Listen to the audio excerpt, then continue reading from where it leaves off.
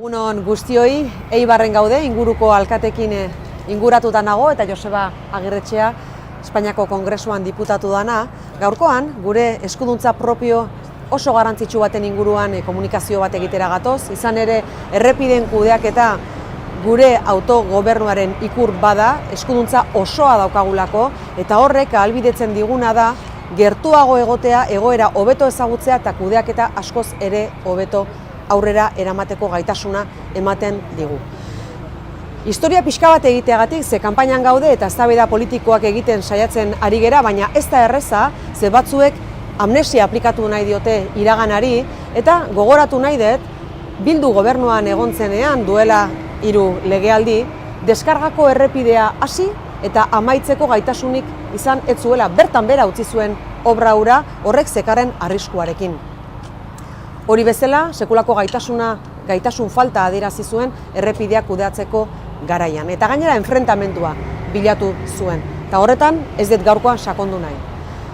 Etorri ginen agintera, Eusko Alderdi Jeltzalearen gidaritzapean, azpiegituren arloan sekulako aurrera pausoak eman dira, deskargako obra bukatu zen, ingurabidea ere bukatu zen, etxe guztietatik 15 minutura dago gaitasun handiko errepide bat, A15ean segurtasuna areagotu da, hasi dielako bertako tuneletan segurtasun aldaketak egiten, aldi berean panelak jarri dira martxan, soinua jeisteko, Azkoitia Urretxu errepidea, Kanpazarreko Gaina edo Deba Mutrikuko errepidea besteak beste.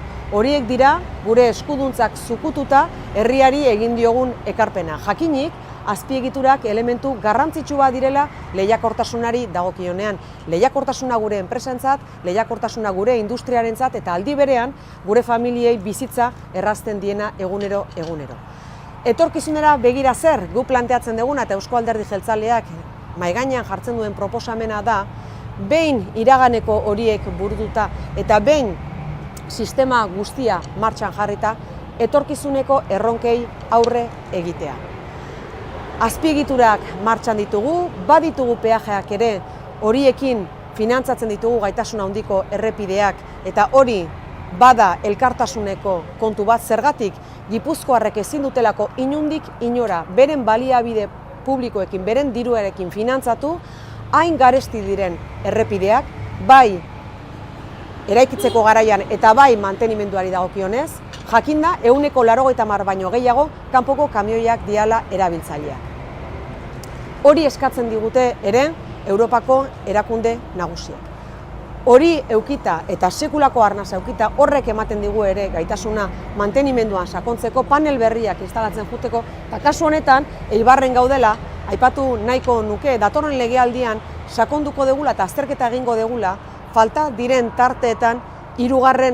errail bat martxan jartzeko. Zergatik segurtasuna areagotuko duelako horrek eta lehiakortasunak eskainiko diolako gure lurraldeari, gure enpresei, gure industriari eta bizitza erraztuko dielako egunero gure familiei.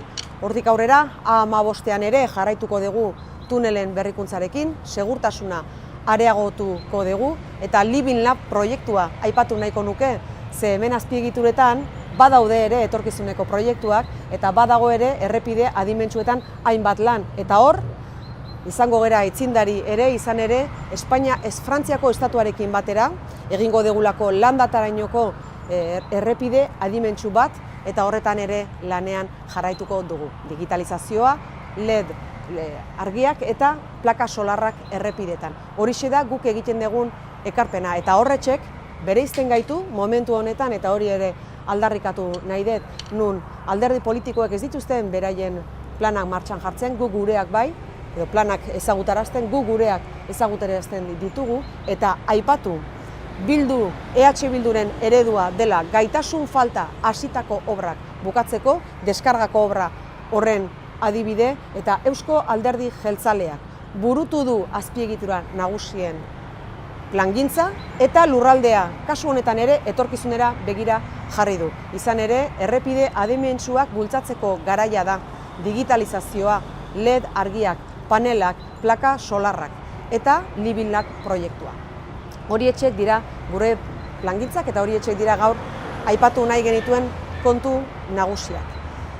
Señalar, antes de dar la palabra a mi compañero Joseba Agirretxea, que durante muchos años hemos realizado un trabajo importante en relación a las carreteras en Guipúzcoa, competencia exclusiva de la Diputación Foral de Guipúzcoa, lo cual nos da mayor capacidad y también nos da mayor cercanía para con las personas usuarias, con la detección de las necesidades y la detección de adaptaciones que hay que poner en marcha de cara al futuro. Señalar que Bildu ha demostrado incapacidad para terminar las infraestructuras que pone en marcha, ejemplo de ello es la carretera de descarga, y el Partido Nacionalista Vasco tiene proyectos de cara al futuro. Estudiar los tramos de la AP1, de la AP8, donde no hay un tercer carril para implementar ese tercer carril, lo cual dará mayor competitividad al territorio, facilitará la vida a las familias de Guipúzcoa y asimismo seguir fomentando la seguridad en los túneles de la A15 y seguir con la digitalización, el proyecto Living Lab de carreteras inteligentes, placas solares, paneles antirruido, es la aportación que realiza el Partido Nacionalista Vasco y que hemos querido señalarlo hoy aquí en Eibar, insisto, donde vamos a planificar de cara al futuro aquellos tramos donde haría falta un tercer tramo para mejorar la seguridad y la competitividad. Joseba, hitza emango dizut eta mikrofonoa pasatu behar dizut, neuk ingo dut. A ver, ez, hau, biak ja, aldatu beharrekoa. Eskerrik asko Gorka. Bai, nik jarriko dizut. Sartu barruti. Oso ondo.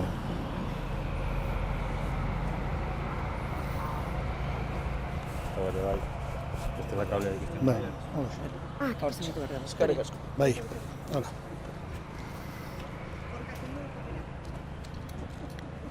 Lopa. Bueno, nik 3 ideia nahi nituzke luzatu, labur-laburrean eta zehatz-zehatz. Eiderrek esan duenaren arira eta Eiderrek hasi duen puntutik hasiko naiz. Gure errepideak, gure autogobernuaren adibide bat dira. Oraindik orain ere, Estatu Espainiorrean, errepideak Estatu Espainolaren esku dauden eskumenak dira, gure kasuan izan ezik. Gure kasuan, gure autogobernuak bereganatu zituen, errepideak kudeatzen ditugu, beste hainbat gauza kudeatzen ditugun bezalaxe.